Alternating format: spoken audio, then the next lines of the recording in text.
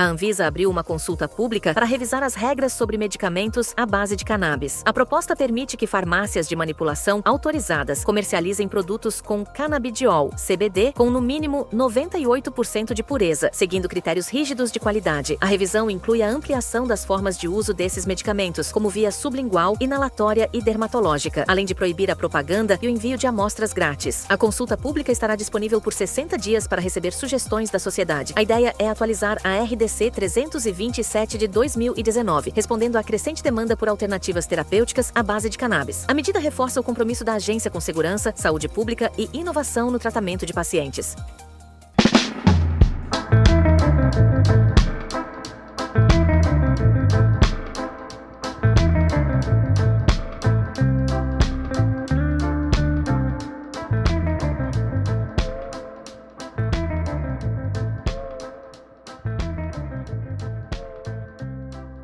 Um salve para quem me escuta, eu sou Ingrid Rodrigues e está começando mais um episódio do Maconhômetro Debate. Esse projeto do Cannabis Monitor, feito em parceria com a Plataforma Brasileira de Política de Drogas, com a proposta de contextualizar e aprofundar temas relevantes envolvendo a maconha, a política de drogas e o antiproibicionismo no Brasil e no mundo. A PBPD é uma rede de organizações, especialistas e ativistas que defendem alternativas à proibição das drogas no Brasil, e você pode conhecer mais sobre ela e suas ações em pbpd.org.br ou no perfil @plataforma_pbpd. Nesse episódio eu recebo 3 especialistas muito feras para trocar uma ideia sobre a consulta pública aberta pela Anvisa, a Agência Nacional de Vigilância Sanitária, para revisar a resolução da diretoria colegiada, a RDC, número 327 de 2019, que regula a fabricação, importação e comercialização de produtos à base de cannabis para uso medicinal no Brasil. A proposta de revisão visa flexibilizar algumas regras atuais, como permitir a venda e manipulação do canabidiol, o CBD isolado em farmácias de manipulação, ampliar as vias de administração desses produtos e a inclusão de cirurgiões dentistas na lista de profissionais que podem fazer a prescrição, entre outras. No entanto, a proposta mantém restrições quanto ao uso de outras substâncias derivadas da cannabis, como o THC e outras variantes do próprio CBD. A consulta pública ficará aberta por 60 dias, com encerramento em 17 de maio de 2025. Então fique esperto aí quem quer participar. Permite que qualquer pessoa ou organização envie sugestões, críticas, contribuições para atualização da regulamentação. A Anvisa justifica que a revisão é uma atualização necessária dentro da agenda regulatória da agência.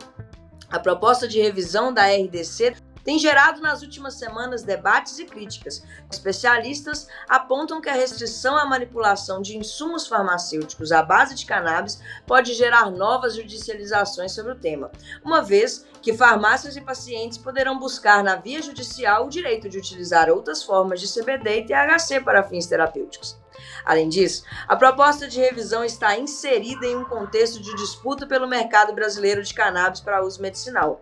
De um lado, estão as indústrias que vendem produtos de cannabis em farmácia via RDC 327 e de outro, empresas estrangeiras que exportam produtos para o mercado brasileiro pelo mecanismo da RDC 660.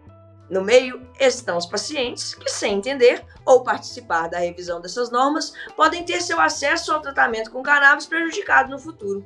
Este episódio propõe um debate sobre os principais pontos da proposta de revisão da RDC 327, os impactos para os pacientes, profissionais de saúde e o mercado da cannabis medicinal no Brasil. E para entender esse rolê todo com mais propriedade, eu recebo aqui com muita felicidade no Maconhômetro a Renata Monteiro, que é farmacêutica, educadora, pesquisadora, mentora, consultora e perita judicial. Ela é pós-graduanda em homeopatia, cosmetologia, gestão em indústria farmacêutica, farmácia clínica aplicada à prescrição magistral, cannabis medicinal e ciências psicodélicas. Primeira e única farmacêutica no Brasil até o momento que conseguiu o título de especialista em cannabis medicinal pelo CRF de São Paulo, Conselho Regional de Farmácia, atuando com consultório farmacêutico, proprietária da farmácia de manipulação Ortofarma, com autorização para trabalhar com os produtos derivados de cannabis e da TECOA, Escola de Cannabis, Psicodélicos psicodélicos e terapias ancestrais do Brasil. Também é diretora do Instituto Jurema, de ensino e pesquisa das terapias ancestrais, voltada ao uso terapêutico e espiritual da cannabis e dos psicodélicos. E o nosso conhecido aqui do Cannabis Monitor já também, Emílio Figueiredo, que é advogado, sócio da Figueiredo Nemery Sanches Advocacia Insurgente, cofundador da Rede Reforma, instituição com representação no CONAD, no qual é conselheiro. Mestre e doutorando em Justiça e Segurança pela Universidade Federal Fluminense e pesquisador vinculado ao Grupo de Pesquisa sobre Psicoativos e Cultura, Psicocult, do Instituto de Estudos Comparados em Administração de Conflitos da UFF, além de parceiro de longa data do nosso maconhômetro. E Fabrício Pamplona, que é cientista e empreendedor na área de canabinoides, com experiências profissionais nacionais e internacionais como pesquisador. Possui dezenas de artigos publicados em revistas internacionais com milhares de citações e foi palestrante dos mais importantes eventos da área, em países como Suíça, Uruguai, Brasil, Portugal, Estados Unidos, entre outros. Ele é ex-diretor científico da Entourage Phytolab, startup de desenvolvimento de produtos à base de cannabis no Brasil, e também foi conselheiro do Conselho Deliberativo do CNPq. Aqui temos conosco a voz da Farmácia Viva com a Renata, que une ciência da manipulação com a sabedoria ancestral, o Emílio, que conhece os caminhos tortos da justiça e ajuda a gente a empurrar a história para o lado certo, e o Fabrício, que traz o olhar da ciência e da inovação, mas sem perder de vista quem está na ponta, precisando de acesso. Sejam muito bem-vindos, Renata, Emílio e Fabrício. Ao Maconhômetro aqui, é um prazer receber vocês. Obrigada pelo convite, o prazer é todo meu estar aqui com vocês. Prazer enorme poder estar debatendo aí esse assunto tão importante que está em pauta e traz ainda bastante dúvida a respeito. Valeu, Di. Muito obrigado, uma satisfação estar aqui junto com você e com o Fabrício e com a Renata. Uma felicidade gigante. Vamos debater. Obrigado pelo convite, um prazer, uma honra. Estou aqui longe do eixo, né, em Floripa, escondido aqui na ilha, e o pessoal ainda me acha, ainda quer me ouvir. Fico muito feliz, e principalmente aqui participando junto com o Emílio e com a Renata, que eu já conheço, né, há bastante tempo, de muitos outros carnavais. Vamos bater um papo, gente, que esse assunto é interessante e está quente, né, é o assunto do momento. Isso mesmo. Eu queria começar, gente, ouvindo a impressão de vocês. Como que vocês receberam, interpretaram esse movimento da Anvisa com essa atualização da 327 e, principalmente, de abrir essa consulta pública para ouvir a sociedade civil sobre essas mudanças nesse marco regulatório que a gente está tendo agora? Então, vamos vir nessa ideia do Emílio, que eu concordo muito. Vamos começar pela Renata. Como é que foi, Renata, para você? Qual a impressão você teve? Como é que você recebeu? Conta um pouquinho para a gente.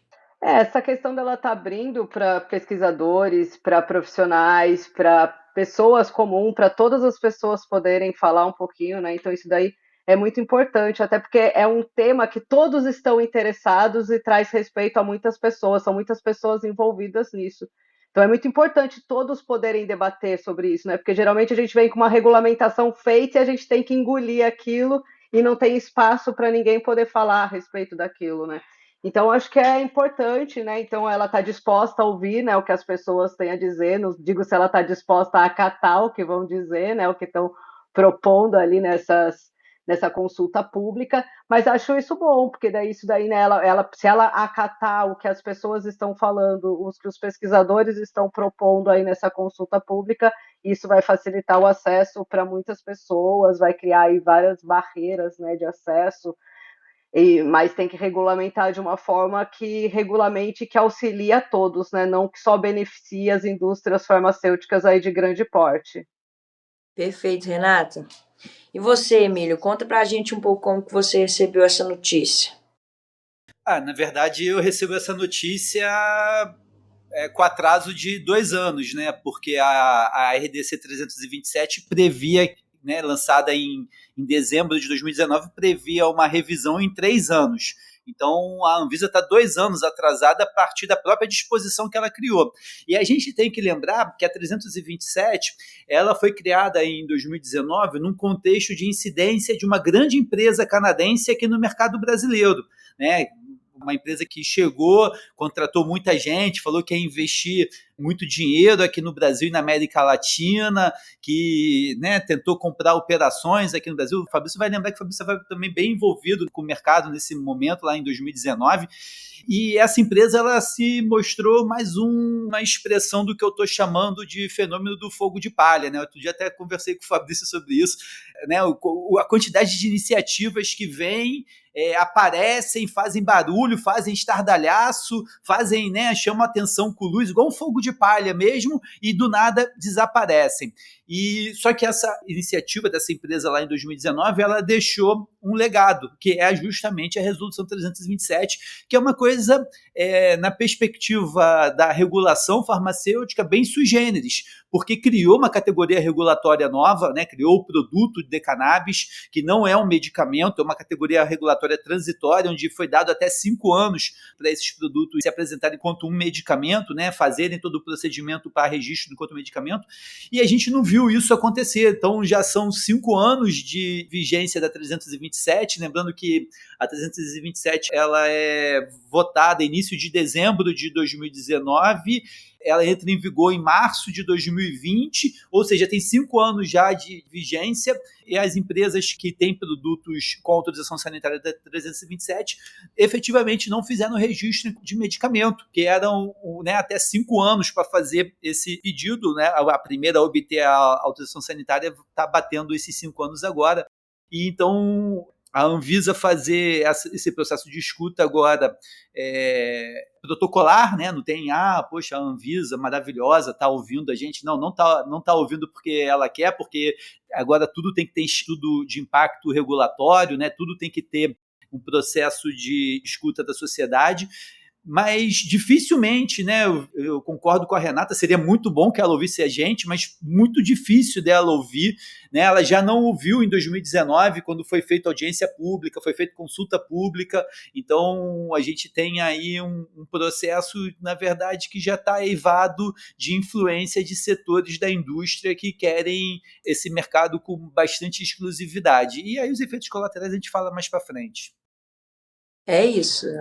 A Renata recebe feliz, porém preocupada e não achando tanto que vai ser considerada. O Emílio arrebata com a certeza de que já deveria estar considerado, que está muito atrasado. E você, Fabrício, conta pra gente, como que você recebeu isso? Bom, eu sou otimista, tá? Eu tenho esse perfil, né? Tenho debatido com pessoas que estão rancorosas e falando que está ruim, que tinha que avançar mais, e eu sou sempre aquele que lembro que avançou um pouco, né? Mas eu queria fazer um pouquinho desse resgate mesmo. O Emílio comentou pontos importantes aí do processo histórico que a gente está vivendo, né? Eu realmente achei bastante familiar aí a menção à empresa canadense, né? Eu tive bem próximo. E por conta daquela oportunidade, realmente contribuí bastante com o processo regulatório, né? Seja falando com parlamentares, seja realmente falando com a Anvisa diretamente, né? E teve uma questão bem importante, depois ainda da publicação da RDC, depois do primeiro draft, né, a gente teve uma interlocução lá no Anvisa em relação a essa questão da farmácia de manipulação, que agora está contemplada, né? E aí eu acho que conta um pouco dos bastidores de como é que é esse rito regulatório, né? E do quanto é importante a sociedade se manifestar. Por outro lado, como qualquer manifestação também mostra à agência alguns pontos cegos, né? E aconteceu isso, no caso, um pedido de liminar para importação de CBD para distribuição para farmácia de manipulação de uma importadora, né? E o processo foi acontecendo, etc. E lá pelas tantas o Conselho Federal de Farmácia foi solicitado a indicar um profissional de farmácia para esclarecer o processo, porque não estava chegando a uma conclusão. E aí nisso eu contribuí com o Ministério da Justiça para esclarecer esse processo e dentro da lei brasileira, qualquer insumo de medicamento registrado pode ser utilizado na farmácia de manipulação. Então, à medida em que já existe o Mevatil registrado no Brasil e ele é composto tanto de CBD quanto de THC, qualquer documento que traga algo diferente disso, ele está incorreto, né? E eu já esclareci isso para o Ministério, para o Conselho Federal, né? E aí essa liminar foi concedida e, em resposta, a Anvisa vetou a farmácia de manipulação na primeira versão da RDC 327. E agora há uma pequena abertura, por outro lado, incorrendo no mesmo erro do THC, e a gente vai fazer uma contribuição formal, né, em relação a esse ponto, que eu acho que é um ponto falho, né. Existem outros, mas de maneira geral eu acho que houve avanços, né, e minha leitura é de que está se apertando o cerco com as empresas para que haja cada vez mais rigor e que as empresas que de fato colocaram pedidos na RDC 327, pedidos de autorização sanitária, se consolidem essas operações, coloquem os produtos na farmácia, porque grande parte delas é um engodo, né? Simplesmente entraram com a papelada para tentar comercializar uma autorização sanitária. Eu acho que a Anvisa está atenta a isso, né? Mas, por outro lado, deu mais 5 anos de prazo sem iniciar o processo de registro de medicamento. O que eu acho que, assim, está fora do que a gente esperava, né? À medida em que a gente tem, de fato, medicamentos registrados no Brasil e temos, sim, empresas com capacidade para fazer isso, haveria todo um estímulo da cadeia, né?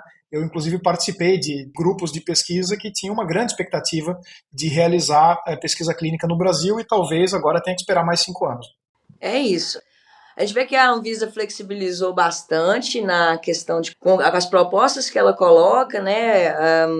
Uma flexibilização que parece seguir o que já acontece, por exemplo, agora podendo qualquer médico fazer a prescrição, ou mesmo com os profissionais dentistas, a manipulação e venda em farmácias magistrais, a ampliação, enfim, de uma forma que realmente está um pouco parecendo, tendo esse gostinho de avanço. Como que vocês enxergam essas flexibilizações?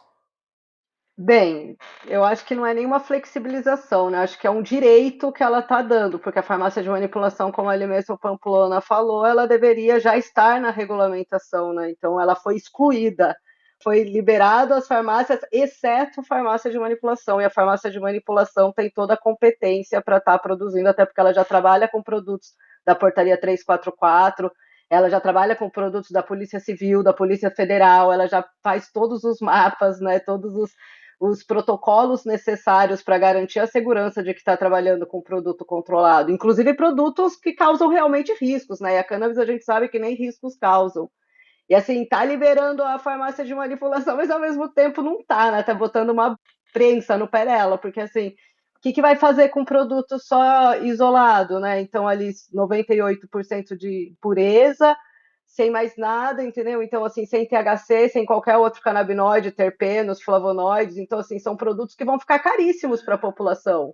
Então, vai ser regulamentado, mas que é o que já até acontece hoje, né? Então, hoje, farmácia de manipulação consegue estar trabalhando por ação judicial, mas, ao mesmo tempo, acaba ficando com produtos caros e que não tem uma qualidade assim tão boa, porque por um produto na qualidade que é fornecido ali pela farmácia de manipulação, precisa de doses muito altas, e isso encarece muito o tratamento para o paciente. Então, aquilo que era para reduzir o custo através da farmácia de manipulação acaba ficando tão caro quanto. Então, precisa regulamentar, mas de uma forma que a farmácia de manipulação realmente possa trabalhar com os produtos derivados de cannabis, não com um princípio ativo isolado, né? Então, assim, a farmácia de manipulação não quer trabalhar com o canabidiol, ela quer trabalhar com os produtos derivados de cannabis, né? Ela quer poder fazer em todas as formas farmacêuticas necessárias. Então, isso tudo é importante regulamentar de uma forma que realmente a farmácia de manipulação seja contemplada. E a questão dos profissionais da saúde estarem prescrevendo, né? Na verdade, os médicos sempre prescreveram, todos os médicos, então desde 2013, 2014, quando eles começaram a prescrever, então todas as especialidades prescreveram.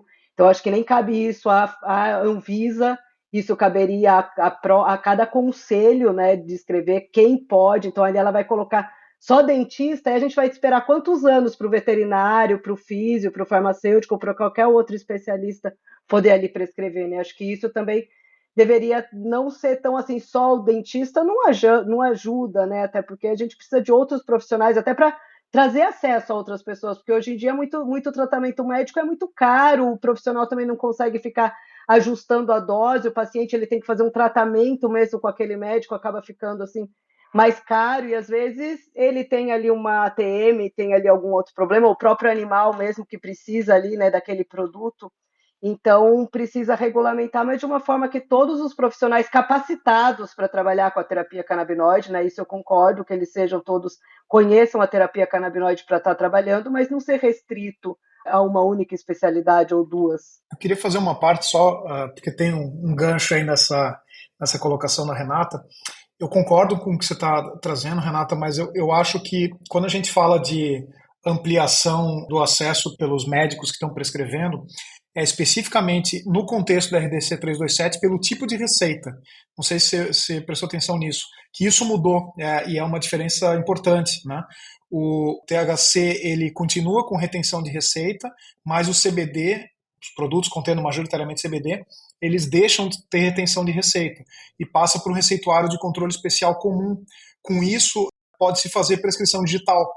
Então, basicamente, é isso que a Anvisa está falando. Olha, agora pode fazer prescrição digital.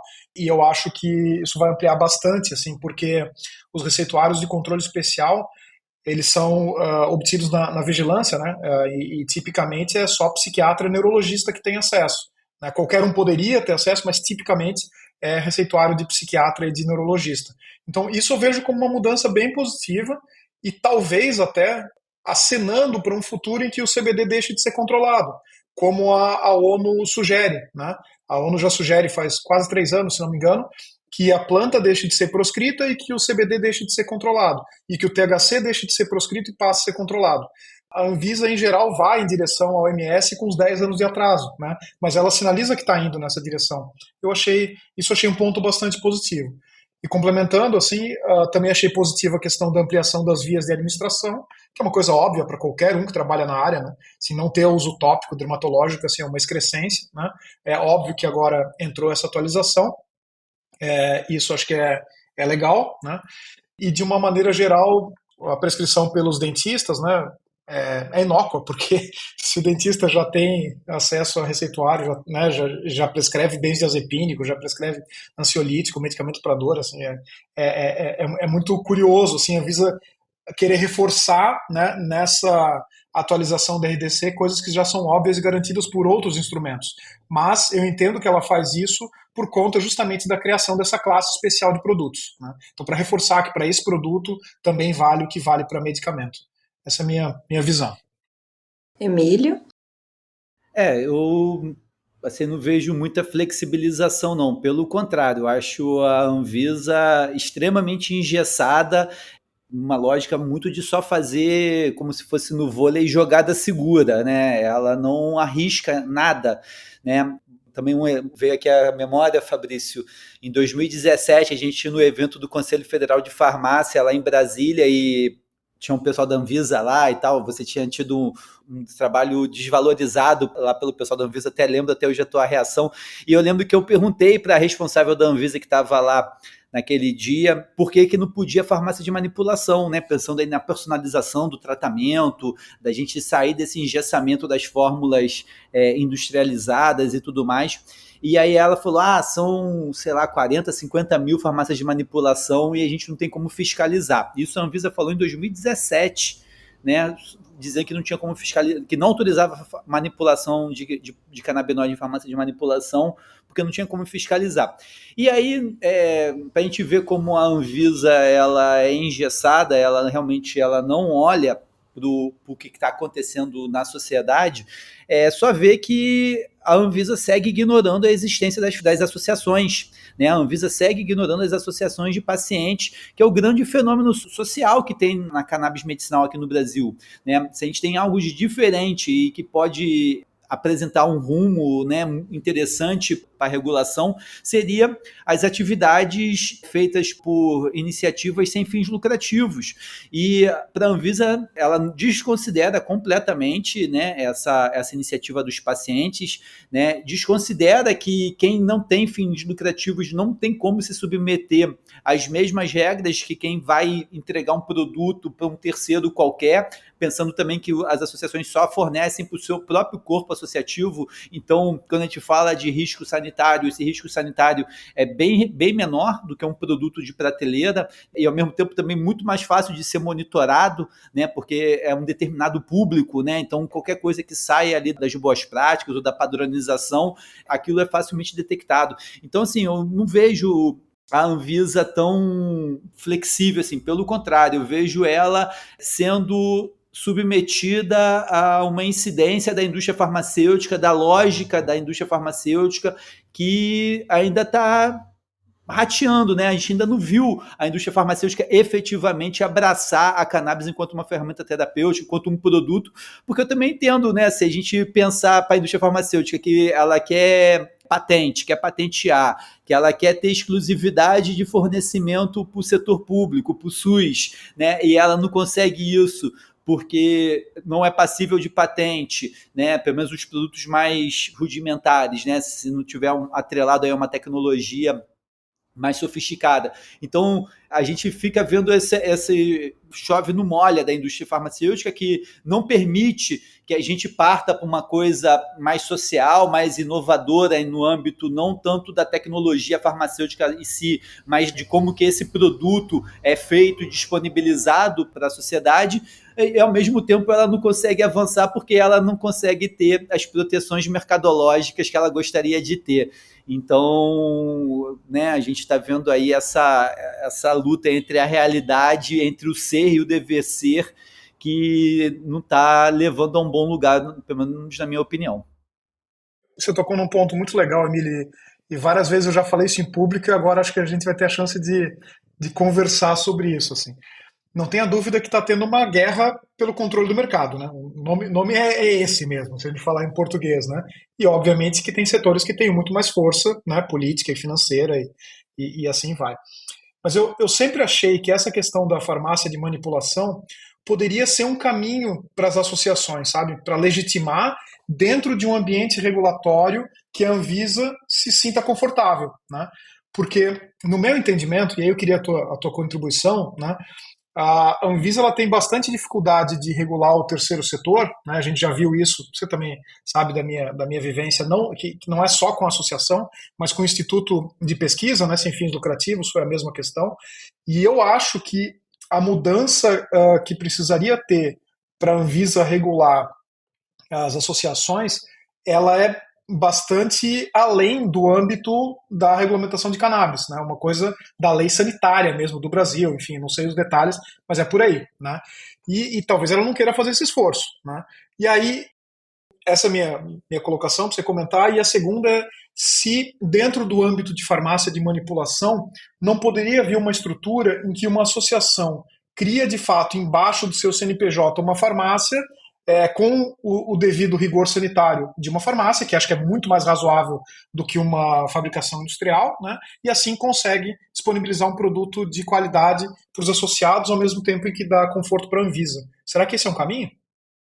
Fabrício, melhor do que eu para falar sobre isso, com certeza é a Renata, porque ela vem aí já, pelo menos desde 2017, né, Renata, que a gente vem conversando sobre essa padronização do terceiro setor, sobre as boas práticas do terceiro setor. Fala aí um pouquinho sobre sua experiência com a associação, farmácia de manipulação, Anvisa, depois eu entro. Essa questão da farmácia de manipulação, o que acontece? Seria ótimo realmente se a farmácia de manipulação pudesse fazer todos os processos. Só que a farmácia de manipulação ela não pode fazer nenhum processo de extração, não pode nem produzir uma tintura. A farmácia de manipulação ela tem que ter acesso a um produto, assim, um insumo farmacêutico, né, pronto já, e ela só pode fazer a manipulação dentro de formas farmacêuticas diferentes. Então, a farmácia de manipulação ela é vetada de fazer qualquer processo. Nenhuma tintura a gente não pode produzir dentro da farmácia de manipulação. Nós temos que adquirir uma tintura pronta. O que a farmácia de manipulação pode é entrar como uma parceria para a associação, para as estruturas de laboratório, de produção. Isso sim pode ser uma parceria junto com as associações, mas é algo que também encareceria novamente o produto, né?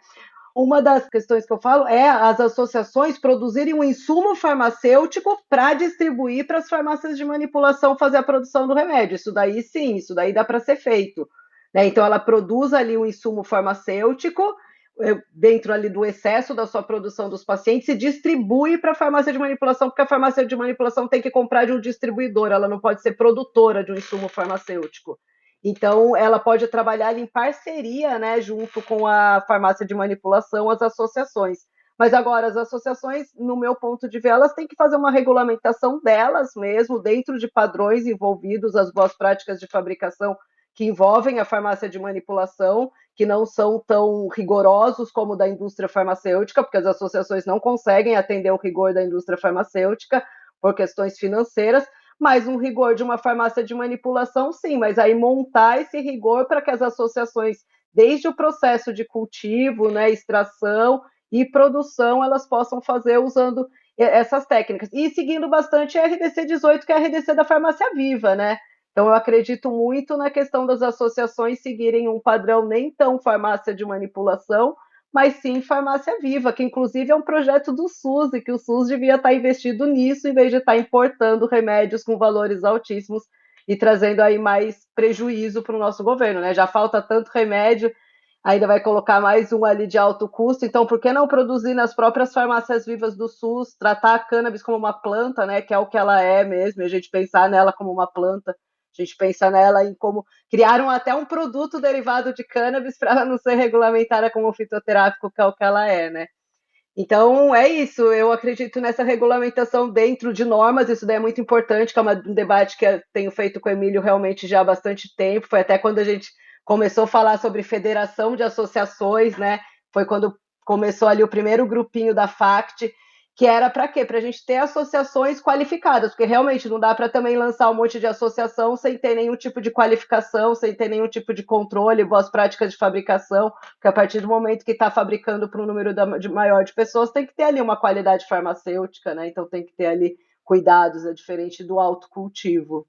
Esse assunto, ele acaba também me tocando, não só enquanto mediadora, mas também como participante, porque eu estou, né, trabalho na Flor da Vida já há 5 anos, e hoje a gente tem várias questões com relação à Anvisa que me acabou trazendo a perspectiva de que a Anvisa parece observar a sociedade com a luneta suja. Porque se eu fosse parafrasear, por exemplo, o presidente da Associação Flor da Vida, o Enô, ele disse que canabidiol a gente tem que botar na caixa d'água do povo. Então, o lugar que a Anvisa coloca com 98% de pureza está tão deslocado da realidade, mas tão deslocado da realidade que a gente vive nas associações, que realmente parece que ainda está muito distante. Mas não é como se a Anvisa não soubesse que a gente existe, que a gente está fazendo o que a gente está fazendo. Ela sabe. Só que tem uma complexidade absurda em ela fiscalizar e não fechar todas devido ao que ela tem de entendimento do que é possível de fornecer para as pessoas em nível de canabinoides, que a gente sabe que as associações elas já estão muito à frente em relação a isso. Então, o que eu vejo de movimento das associações é bem o que a Renata falou mesmo. Uma leitura enquanto fitoterápico e muita pesquisa. Eu vejo que agora é o momento da gente comprovar o que a gente já vem fazendo e a segurança disso e poder, talvez no futuro, trazer a Anvisa para dentro desse debate. Porque, por exemplo, até para fazer pesquisa a gente tem dificuldade. A Flor da Vida ela não consegue fazer a pesquisa no laboratório de Araraquara, o pessoal de Araraquara, por quê? Por causa da quantidade de THC que tem na cannabis. Então, o que a Flor da Vida fez? Construiu um laboratório que consegue fazer com que o pessoal de Araraquara vá para a Flor da Vida para estudar lá em Franca. Então, as dificuldades elas são muito grandes, e realmente a impressão que eu tenho, enquanto a percepção que a gente vai ter da utilização dos fitocannabinoides de forma real, a Anvisa ainda está bem devagar. Mas, de alguma forma, a luneta está ali. Ela só está meio suja. Então, cabe a nós continuar evoluindo na forma como que a gente produz isso, porque as associações elas estão construindo o trilho ao mesmo tempo que estão pilotando o trem. E isso não é nada fácil, é muito desafiador, né? Construir o trilho pilotando o trem é uma imagem perfeita, né, para essa trilha aí que a gente tá vendo ser aberta, né, não só pelas associações, mas também pelas próprias atividades empresariais, né, pelas farmácias de manipulação, pelas empresas da 327, da 660, né, realmente é um caminho muito novo, porque até então, né, o que existia era só medicamento. E o que eu tenho trabalhado com as associações, né, no sentido de consultoria jurídica e de organização de demanda social, é da gente demandar por criação de regras que não existem, né? Não existe nenhum tipo de norma, né? A farmácia viva é maravilhoso, só que a farmácia viva ela foi pensada como uma política pública, então uma atividade estatal, né? Quando a gente vai para as normas de fitoterápicos, são fitoterápicos feitos por empresas, então também atividades lucrativas, e a gente não tem normas pensadas no terceiro setor. Um exemplo disso é a Lei 5.991 de 73, que dispõe sobre o controle sanitário do comércio de drogas, medicamentos, insumos farmacêuticos e correlatos. Essa lei, lá de 73, no artigo 3º dela, fala assim: aplica-se o disposto nesta lei às unidades de dispensação das instituições de caráter filantrópico ou beneficente sem fins lucrativos. Então, tem uma lei de 73 que dispõe sobre o controle sanitário do comércio de drogas e medicamentos, né, o comércio de drogas e medicamentos, mas que diz que se aplica a atividades sem fins lucrativos. E aí fica um negócio confuso, porque se é sem fins lucrativos, a gente não está falando de comércio, se a gente está falando que a associação fornece tão somente para o seu corpo associativo, que são seus associados, né, não fornece para qualquer um que venha querer adquirir, a pessoa tem que passar por um rito de entrada naquela instituição, né, não é um ato de comércio comum. Então, hoje, a gente não tem regras, seja regras regulatórias da dispensação em si, da entrega, do benefício entregue ao associado, ou também da questão sanitária, né? Porque são sempre normas pensadas na lógica do lucro ou da atividade estatal. Então, o que a gente precisa pensar hoje, né, para além da revisão da 327, também da manutenção da 660, da criação de regras mais claras para as farmácias de manipulação, de regras para as atividades das associações, né, das atividades das instituições sem fins lucrativos lideradas por pacientes e seus familiares. Isso a gente não tem, e a gente não tem nem perspectiva disso acontecer, né? A gente está vendo aí a demanda das associações acontecerem, mas sem essa busca clara por regras feitas para o terceiro setor. E isso é uma dor da sociedade brasileira hoje. E pensando aqui em relação a custos, né, pessoal? Vocês acreditam que hoje a gente enfrenta essa questão dos preços altos e dependência de importações, assim. Vocês acham que como que essa mudança pode impactar a concorrência, assim, no setor farmacêutico e ampliar o acesso aos pacientes? Vocês acham que pode acontecer isso também com relação a isso? Eu acho que só regulamentando a questão da farmácia de manipulação, autorizando a farmácia de manipulação a produzir, isso não vai gerar concorrência, até porque ela vai trabalhar com um produto isolado e assim, não tem muitos produtos disponíveis, né? Ajuda, até porque a farmácia de manipulação sempre foi a grande inimiga da indústria farmacêutica. Tanto que a própria Anvisa nunca apoiou a farmácia de manipulação. Por quê? Porque a farmácia de manipulação já entra quebrando a indústria farmacêutica. Então, já não tem apoio para a farmácia de manipulação, porque quando entra a farmácia de manipulação, a indústria farmacêutica é obrigada a criar a lei dos genéricos, né? Então, onde não tem a marca, isso barateou o custo. Então, assim, a farmácia de manipulação vai ajudar que entre uma concorrência a mais? Entra, mas também não pode dificultar o lado da farmácia de manipulação, senão ela também não vai conseguir fazer nada, que nem acontece com quem já está trabalhando com os produtos derivados de cannabis via ação judicial, tá com um produto que não tem lá uma boa qualidade, um produto caro. Então acaba não sendo assim tão viável. Isso pode melhorar? Isso pode, mas assim, o que vai trazer uma redução no custo realmente, que nem o Emílio falou, a regulamentação das associações, né? Para isso que a gente tem que lutar. E isso vai fazer com que reduza os custos, né? Com que consiga dar acesso ao maior número de pessoas, os projetos de farmácia viva, até mesmo do governo, que seja, né? Então, não trazendo um produto importado, mas sim produzindo no Brasil, gerando emprego para a população brasileira. Então, traz muitos recursos para o Brasil, não tem porque o Brasil está importando de uma indústria, e isso cria todo um lobby para a indústria farmacêutica, né? Então, a indústria farmacêutica tem toda a vantagem, até porque eles criam todo um lobby em cima de um produto isolado, porque a cannabis é um fitoterápico e fitoterápico não tem patente. Então, não se tem interesse nenhum em regulamentar a cannabis como um fitoterápico, porque daí vira mato, né? Como qualquer um outro que vira barato, cada um compra do jeito que quer.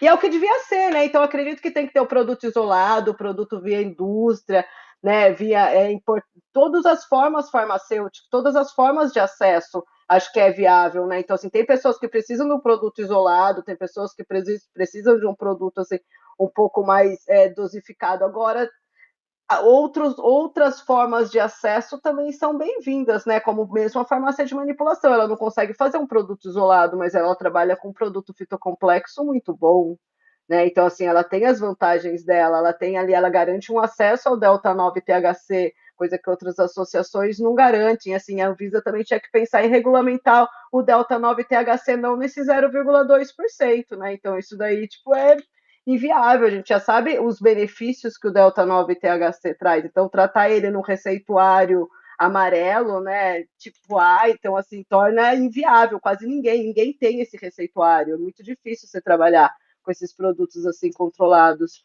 Então, a gente tem que estar a Anvisa tem que estar pensando numa regulamentação que não sustente só a indústria farmacêutica, porque colocando, igual saiu a última regulamentação da RDC 327 para produção aqui, que inviável para todos, né? Então, assim, fica difícil, né? Então, isso daí encarece o produto, né? Então, o que vai trazer uma maior, assim, concorrência está regulamentando de uma forma onde as farmácias de manipulação possam estar trabalhando amplamente e as associações também sejam regulamentadas para dar acesso também ao maior número de pacientes. Que a produção nacional barateia, né? Queria fazer um comentário sobre isso, assim. Você finalizou com a frase que eu ia, não sei se finalizar, mas ia comentar. Eu acho que o fator realmente que pode baratear é talvez a produção nacional, né, da planta. Mas hoje, comparando os dois mecanismos que a gente tem, 660, né, importação, e 327, eu não acho que a gente está indo no caminho de baratear. Na verdade, com essas atualizações, talvez a gente está indo no caminho de encarecer, inclusive, né? Porque quando eu comecei nessa história, né, há bastante tempo atrás, a gente comprava 1 quilo de CBD a $40 mil, $50 mil. Hoje ele está a $800. Entende que assim houve uma queda de mais de 90% no preço. Então já está bem mais barato do que estava, em termos de insumo. Mas quando você vai ver na ponta, o preço não mudou tanto assim, né? Ou talvez reduziu um pouco a margem das empresas, etc. Mas o que encarece é a necessidade de papelada, de insumo farmacêutico, né? Insumo farmacêutico é muito mais caro do que extrato de grau alimentar, que é a maioria dos produtos que vêm dos Estados Unidos, né? Marketing encarece pra caramba, né? Fazer educação médica, esse tipo de coisa, e as margens típicas da indústria. E nada disso está sendo tocado, né, por essa regulamentação. Então, eu achei que era importante falar isso para as pessoas, né, de que não está havendo uma preocupação com custo, né, com redução de custo. Está havendo uma preocupação com elevação de nível sanitário. Isso é interessante, vamos dizer assim, né, é pertinente. Mas, com a queda que teve no preço de insumo, a gente já deveria ter um preço muito mais baixo, né, de CBD. E talvez isso só seja possível quando a gente controlar a cadeia como um todo, né? Não, nem tanto pelo, de fato, quanto custa, mas qual é a margem envolvida, quais são os impostos, né? Quando a gente fala de imposto farmacêutico na 327, só isso já encarece o produto pra caramba comparado ao que está vindo na 660, né? Então, de novo, são questões que ultrapassam até o âmbito da regulamentação de cannabis, da regulamentação de medicamento do país, né? Quando você puxa para esse lado, existe uma série de estrutura de custos e gastos que já são típicos da indústria, né? E ressalto aqui, educação médica, tributária, né? E as margens típicas que se costuma praticar. Então, isso é uma pedra ainda no sapato. Então, eu acho que a gente precisa plantar maconha no Brasil, né? A gente precisa plantar mais, na verdade. Estamos plantando pouco e me chama a atenção quando eu vejo o empresário brasileiro do mercado de cannabis, né, que tem produto sendo vendido no mercado brasileiro, dizendo que o Brasil perdeu o timing do cultivo. Mas aí quando a gente vai olhar, porque esse empresário ele comprou fazendas em outro país na alta, então ele não tem interesse que o Brasil plante, porque senão ele vai perder muito dinheiro que ele investiu em outro local. Mas assim, né, eu acho que dentro dessa lógica, né, foi bom o Fabrício lembrar desses tempos de que o quilo de CBD era um absurdo de caro e, na verdade, o que possibilitou baixar o valor foi realmente o aumento do volume de cultivo fora do Brasil, né? Então, quando a gente pega estados como Oregon, Colorado, Califórnia, principalmente Oregon, Colorado e Washington, né, plantando grande volume de plantas voltadas para a produção de canabidiol, isso acaba impactando no valor do insumo, né? Então, se o Brasil realmente... e aí eu acho interessante, né, que está acontecendo dois momentos ao mesmo tempo na regulação do mercado brasileiro. Está rolando a revisão da 327, que é o tema dessa nossa conversa, mas ao mesmo tempo a Anvisa está com o prazo até 19 de maio para regulamentar o cultivo de cannabis em até 0,3% de THC, né? E que pode significar, esse segundo, né, eixo regulatório, pode significar sim a redução do preço dos insumos aqui no Brasil, se realmente for adotado o cultivo em larga escala, padronizado, GMP, boas práticas, mas lembrando, né, do desafio que é cultivar cânhamo, né, cultivar em até 0,3 em ambiente tropical, né? O cânhamo é uma planta de clima temperado, né, de clima latitude acima de 35 graus, isso historicamente, né? Pode ver, Portugal trouxe cannabis para Pernambuco, não deu certo, levou para o Espírito Santo, não deu certo, levou para Florianópolis, não deu certo, só conseguiu cultivar cânhamo lá em São Leopoldo, no Rio Grande, né? Então, em termos de empreendimento, só, né, a real feitoria do linho cânhamo foi acontecer lá em São Leopoldo. Então, assim, acredito que o Brasil tem esse desafio agora, né, de fazer essa jabuticaba que criaram nesse julgamento do cânhamo farmacêutico, né? Cânhamo industrial já para mim já é redundância, né? Porque todo cânhamo é industrial. Agora fizeram do cânhamo farmacêutico, né? Coisa também que só... E assim, é engraçado que quando a gente sai do Brasil, tem um super preconceito, né? Quando fazem um remédio de cânhamo, pô, usaram planta industrial para fazer remédio, né? Aí aqui não, aqui o insumo vai ser de 0,3, porque o pessoal tem todo esse preconceito, todo esse receio de trabalhar com o THC. E aí eu vejo só mais uma vantagem competitiva para as associações, porque as associações não têm esse pudor com o THC, pelo contrário, né, a boa parte dos produtos são feitos, a Flor da Vida se destaca porque trata as pessoas com THC, né, é uma delas, mas não é a única, várias e várias instituições de Brasil afora usando o THC como ferramenta terapêutica com muito sucesso, né, com muita responsabilidade, acompanhamento de profissionais de saúde. Então, acho que a gente precisa agora plantar aqui no Brasil, mais do que nunca, ter lavoura. E isso já acontece, né? O Paraná tem tradição de pequeno produto rural, de agricultura familiar, de plantas medicinais. É só adotar mais uma plantinha aí, né? Lembrar que maconha é planta e que tem que ser cultivada para a gente ter o remédio. Justamente, né? A gente... O Eno, o presidente da Flor da Vida, inclusive fala muito isso, que o nosso ouro está no THC brasileiro, né? Que a gente poder realmente comercializar, inclusive exportar para fora, mas isso a gente vai até falar um pouco mais lá no finalzinho. A gente também pensa nessa questão de riscos e oportunidades, nessa judicialização da cannabis, que ela representa um avanço, mesmo com a RDC em curso, mas a gente sabe que vai ter essas limitações, que são essas que a gente está comentando aqui. Então, em relação a essa atualização, assim, eu queria que vocês comentassem também um pouco sobre como que seria essa relação de ter essa proposta da regulamentação do cultivo do cânhamo para fins medicinais que foi imposta, ela vai ser apresentada agora pela Anvisa e pelo Ministério da Saúde, mas será que vão surgir novas demandas judiciais a partir disso? Será que agora a gente vai estar num outro lugar de problema? É a cara do Brasil, né? Quando faz algo incompleto, vai continuar judicializando. Eu não tenho dúvida, né? E o princípio da coisa tem a ver com esse tema da composição dos produtos, né? Quando os produtos forem restritos a CBD, quem estava tomando outras composições, se não tiver acesso, vai judicializar. Isso é evidente, né? E aí, além disso, as outras utilidades que o cânhamo pode ter, as outras vias de administração, né? Farmácia de manipulação ter acesso ao THC, vai continuar empilhando lá no judiciário. Se precisar votar, meu voto é esse, eu apostaria nisso.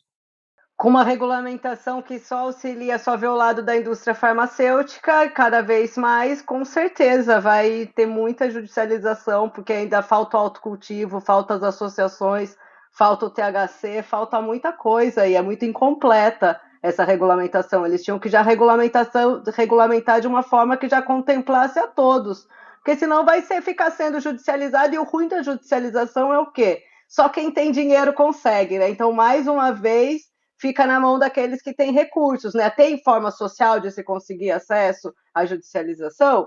Tem, mas na grande maioria das vezes, quem tem dinheiro, a gente pode ver até pelos processos de habeas corpus aqui no Brasil. Tem pessoas carentes que realmente conseguem? Tem, mas hoje em dia quem mais tem o direito é quem tem dinheiro. Até porque aqueles carentes têm medo de plantar na periferia e ser, né, represado por conta disso. Então, eles que realmente necessitavam de ter esse acesso, né, para conseguir tratar ali os seus familiares, eles acabam não tendo acesso.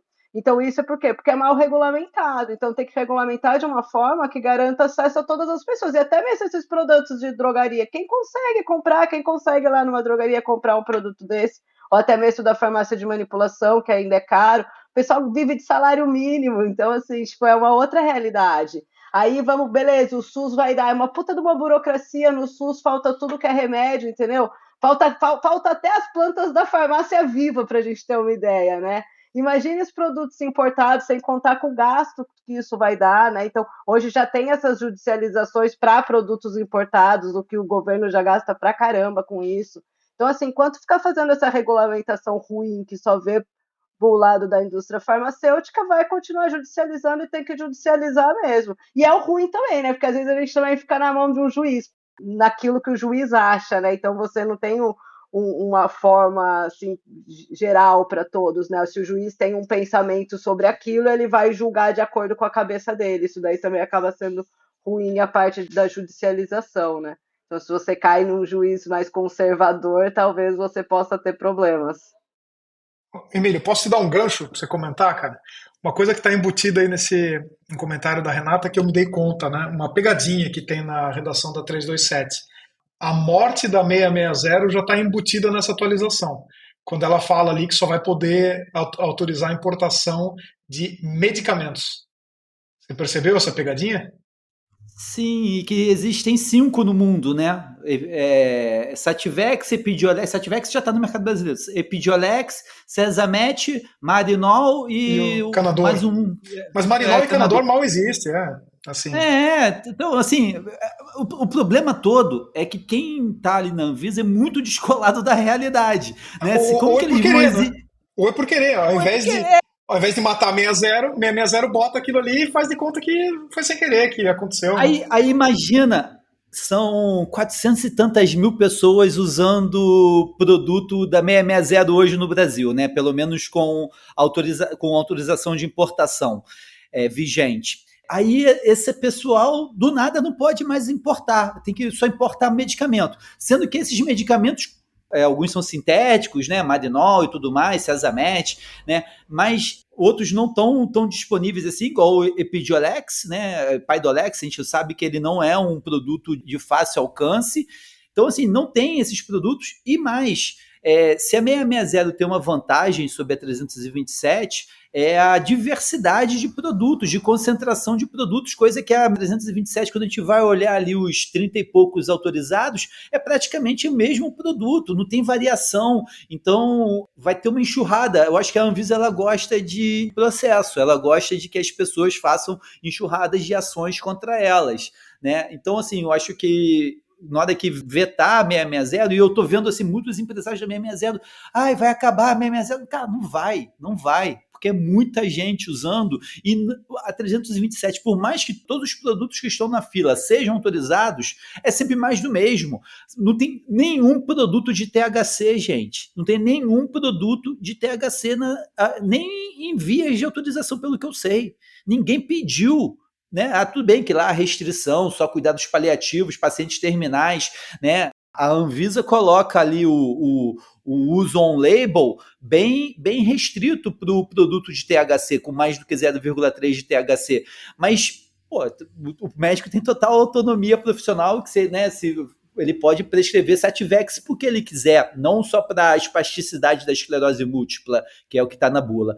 Então, assim, eu acho super interessante, né, todos esses possíveis cenários. Na verdade, o que eu estou mais torcendo, assim, o que eu estou mais interessado em ver é como que vai ser a reação às primeiras colheitas de cânhamo aqui no Brasil quando não ficar no 0,3. né? Se eles vão acusar alguém de tráfico, se eles vão fazer igual fazem com as high crops lá nos Estados Unidos, que eles pegam e incineram. Não, deu mais do que 0,3 de THC, então taca fogo, né?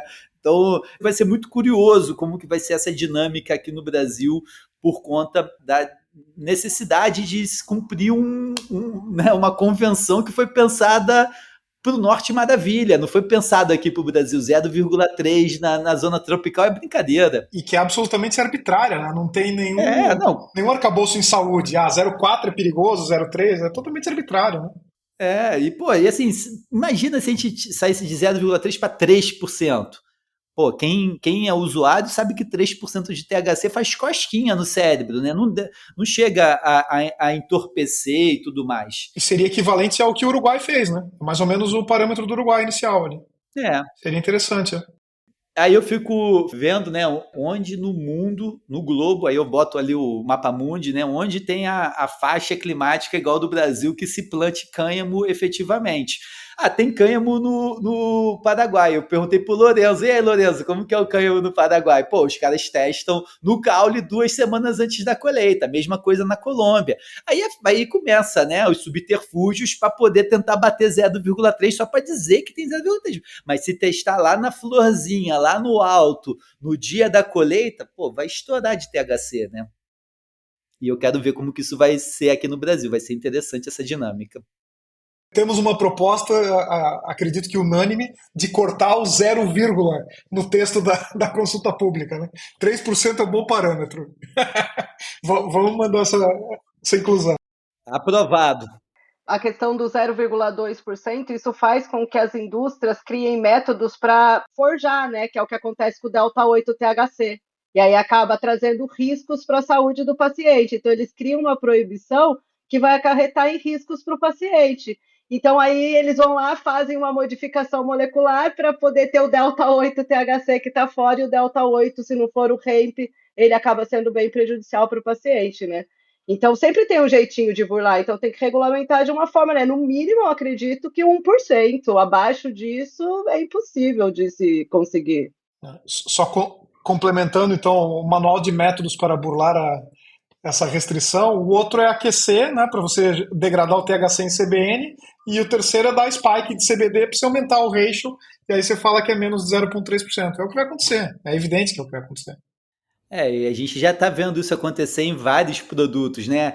E é engraçado que é sempre por medo da planta ou do THC. Então a iniciativa regulatória tem medo da plantinha, tem medo do THC, e com isso acaba criando efeitos colaterais como o Delta 8, HHC, o GAMI, que eles botam, né, um percentual proporcional baixinho de THC, mas é um paralelepípedo de goma, que aí quando você vai ver o que tem de THC ali é uma bomba, né? Então eu acho muito interessante essas formas de burla, e que a gente vai ver acontecer aqui no Brasil também. Eu acho que era muito mais fácil a gente fazer uma regulamentação sincera e genuína, né, focada realmente num percentual de THC coerente com um país tropical, do que a gente ficar criando esse tipo de subterfúgio, porque é isso, né? O pessoal vai dar um jeitinho de esconder o THC ou né, a burla, né? Infelizmente a gente sabe que isso é presente. E é isso, né? A gente já vai chegando aqui para o final, mas eu queria que talvez vocês trouxessem para a gente uma perspectiva dentro, né? Aproveitar a oportunidade que a gente está aqui com vocês, que são especialistas, estão nisso há muito tempo, uma perspectiva para a gente, talvez, dessa...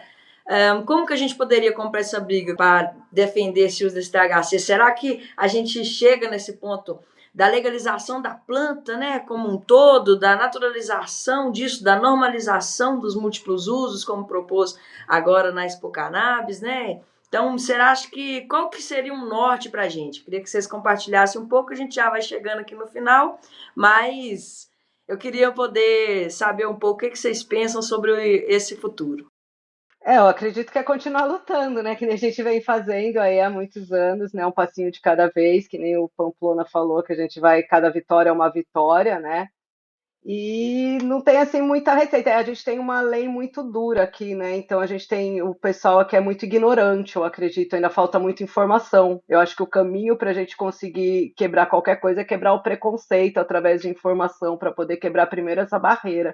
porque o Brasil é um país muito preconceituoso a respeito da planta. Então, eles já têm um preconceito com a planta e agora um preconceito a respeito do delta 9-THC. E, assim, é uma molécula muito importante para a saúde, né, de todo o ser humano, dos animais, de todos, inclusive, né? A gente tem moléculas no nosso organismo, como, por exemplo, a anandamida, que tem ações semelhantes ao delta 9-THC. Então, é muito importante para o nosso organismo. Ele traz um equilíbrio para o nosso organismo, principalmente ali para pacientes com doenças neurodegenerativas. Então, acaba sendo fundamental na terapia dos pacientes. Então, tem que se quebrar esse preconceito, começando com a classe médica, para elas poderem se fortalecer e ajudar na defesa do delta 9-THC. Eu acredito que a informação é o ponto principal, assim, para a gente poder combater esse preconceito e conseguir avançar aí nessa pauta, né? E conseguir ter regulamentações diferentes para plantas com teores diferentes, mas todas têm que ser regulamentadas e uma regulamentação que garanta acesso a todos. Não adianta também fazer uma regulamentação onde ninguém vai conseguir ter acesso àquela determinada molécula. E isso acredito também que cabe ao profissional da saúde dizer se necessita ou se não necessita, não é o Anvisa barrar a forma farmacêutica, o que pode usar ou deixar de usar. Então, acho que é isso, é trazer bastante informação para fortalecer principalmente a classe médica, o pessoal da área da saúde, para poder, né, quebrar esse tabu e conseguir vencer mais essa barreira. Bom, minha visão de futuro, 3 coisas, bem direto ao ponto, assim, né? Precisamos de composições mais diversas, incluindo, mas não se restringindo ao THC, né? Quero ver as formas ácidas, quero ver canabinoides menores, quero ver outras aplicações que estão fora do radar e que a ciência está explorando. Então, concordo, acho que não é a Anvisa que tem que dizer qual é a indicação clínica, qual é a via de administração, nem nada disso, não é o papel dela, né? A segunda coisa, colar as associações nas farmácias de manipulação, eu acho que tem um jeito de legitimizar a atividade por aí. E a terceira é reconhecer a via de administração inalatória, ela é inclusive mais segura para algumas das substâncias, né, da titulação da dose comparada à via oral. Esses são meus 3 pedidos e é por aí que eu acho que a coisa tem que ir.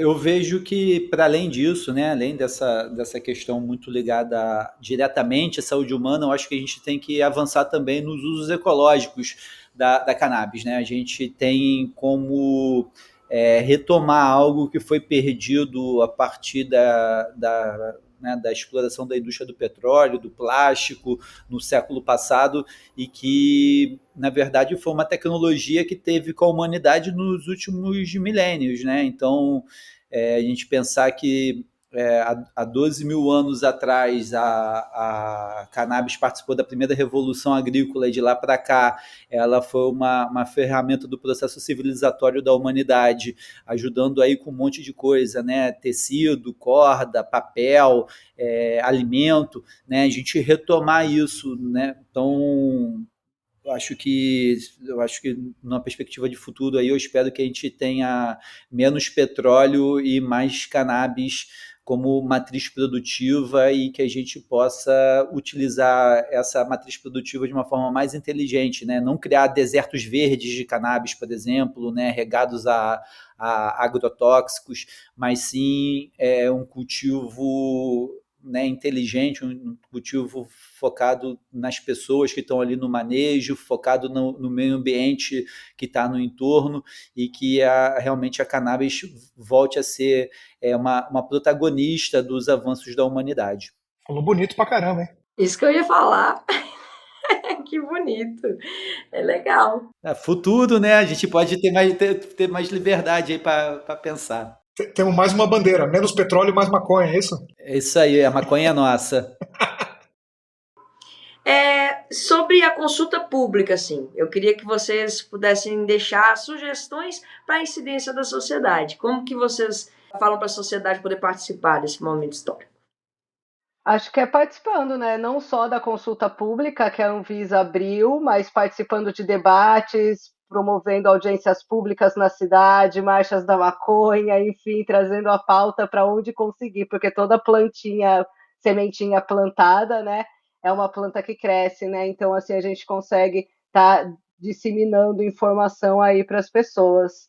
Acho que é isso, acho que é todo mundo trabalhar ativamente, né? Mesmo que seja dentro do seu âmbito familiar, quebrando preconceito ali dentro, de passinho em passinho, a gente vai conseguindo quebrar todo esse preconceito aí embutido a respeito dessa planta milenar, né, utilizada.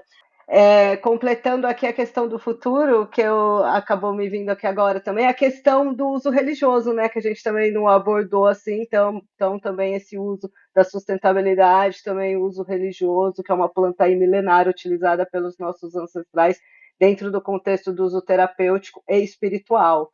Então, que as pessoas também possam quebrar mais esse preconceito aí também, né, então plantar mais essa sementinha aí para que a gente possa estar bem de forma integral dentro do biopsicossocial e espiritual, que aí a gente consegue ter aí uma saúde plena.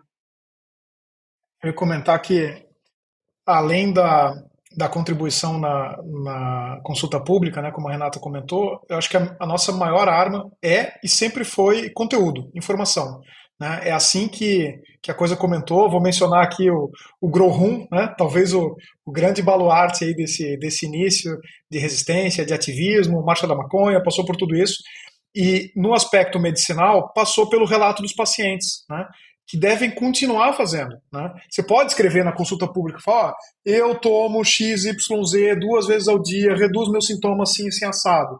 Minha avó tem Parkinson não está incluído em nenhuma das indicações e preciso que seja incluído. Né? Você não precisa ser um profissional da saúde para contribuir para a consulta pública. Né? É importante que os profissionais da saúde e que o setor regulado contribuam, mas o compilado dessa consulta pública vira um documento oficial também. Então é importante que as pessoas contribuam, né? Isso que eu gostaria de estimular. E, obviamente, compartilhar conteúdo de qualidade, né? Disseminar educação, começando por compartilhar esse podcast, né? Que foi uma discussão de alto nível. Vamos ajudar ele a alcançar o maior número de pessoas possível. Esse é meu pedido. Não, boa lembrança, Fabrício. Eu acho que eu estava até falando aqui com uma jornalista, assim, como que boa parte dessa transformação que a gente viu acontecer, né, nos últimos 15 anos aqui no Brasil em torno da cannabis, passou pelo fenômeno do cultivo doméstico, né, os cultivadores, esses caras que sabem transformar a sementinha em flor, como que isso sai do grow room, né, de um fórum de internet, vai para a rua na Marcha da Maconha, se solidariza com os pacientes e ganha realmente uma demanda pública, né? Uma transformação real da sociedade brasileira, coisa que era inimaginável quando a gente estava ali escondido em fórum de internet, se conhecendo só por apelido, né? Ninguém sabia o nome de ninguém, como que em 15 anos tudo se transformou e realmente a gente tem hoje uma realidade que minimamente contempla as pessoas que aliviam a dor e o sofrimento por meio do uso da cannabis. Então, muito boa essa lembrança e a gente tem que sempre lembrar realmente que foi um movimento que começou clandestino, mas que com muita ousadia, com muita coragem foi para as ruas e né, mês que vem aí está chegando o mês de maio, está chegando Marcha da Maconha pelo Brasil inteiro. Então é isso, acho que tem que participar sim da consulta pública, tem que ir para a Marcha da Maconha e quem se sentir também injustiçado, contar com a advocacia, contar com os advogados aí para que a gente possa demandar por direitos. Legal demais, pessoal. Muito bom ouvir vocês. A gente vai chegando aqui ao fim do nosso papo. Queria agradecer vocês por se disponibilizarem seu tempo, essa generosidade intelectual de vocês também maravilhosa, para que a gente possa compartilhar com mais pessoas sobre toda essa discussão. Achei assim incrível o nosso papo aqui, muito legal mesmo. E é isso. Valeu demais por trazerem tudo isso para a gente. Valeu pelo papo, pelo convite, muito massa. Parabéns pela condução, Di. Mandou bem demais. Valeu, foi super legal. Obrigado pelo papo aí, gente. Então é isso, pessoal. A gente chegou ao fim de mais um Maconhômetro Debate. Dessa vez explorando as possibilidades da consulta pública aberta pela Anvisa para a revisão da RDC 327, que regula a fabricação, importação e comercialização de produtos à base de cannabis para uso medicinal no Brasil. Eu recebi aqui os queridos Emílio Figueiredo, Renata Monteiro e Fabrício Pamplona para deschavar esse tema tão importante. E espero que vocês tenham curtido e aprendido tanto quanto eu. O link para participar da consulta consulta pública está na descrição desse episódio. Confere lá e não deixe de somar com seu salve nessa discussão. Como o pessoal comentou aí, a participação é importante de qualquer forma. Se você é um cidadão brasileiro e sente que tem o que comentar e que tem uma perspectiva para poder estar colocando, não perde essa oportunidade. Muito obrigada a você que nos escutou até aqui. Se você curtiu esse conteúdo, espalhe para geral, compartilha com quem se acha que vai se sentir interessado em aprofundar esse debate político e ativista sobre a maconha, a luta antiproibicionista e a política de drogas do Brasil. E se você vê relevância nesse trabalho que a gente faz e tem condição de somar, considere apoiar o podcast Maconhômetro. Curte, compartilhe e contribua com a nossa campanha de financiamento coletivo no Apoia-se. O endereço é apoia.se/Cannabis Monitor. Eu sou a Ingrid Rodrigues e fico por aqui. Você me encontra nas redes pelo perfil @YG e também no meu projeto, @comunicannabis_. Um salve para geral e até o próximo debate.